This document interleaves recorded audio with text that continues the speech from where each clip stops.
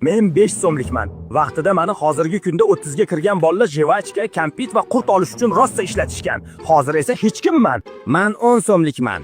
Men ham asosan 5 so'mlikning ishlariga o'xshash ishlar uchun ishlatilganman. Boshqa gapim yo'q sizlarga. Men esa 25 so'mlikman.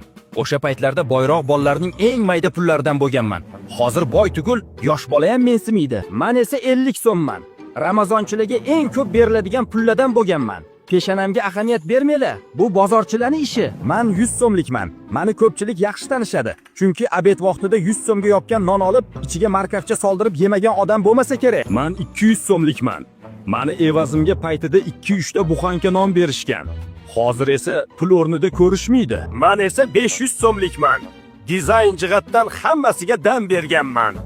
Xullas, sallaga emas. Men esa 1000 so'mlikman. Maqtanchiq boyvachchalarning orqa cho'ntagidagi maqtanish vositasi bo'lganman. Ezilib ketganimning asosiy sababi o'shalar. Hozir esa meni ziddachiga qidirib qolishadi. Yoshlikni eslatib, ozgina bo'lsa ham yoqqan bo'lsa, like bosib, obuna bo'lib qo'ying. Jigar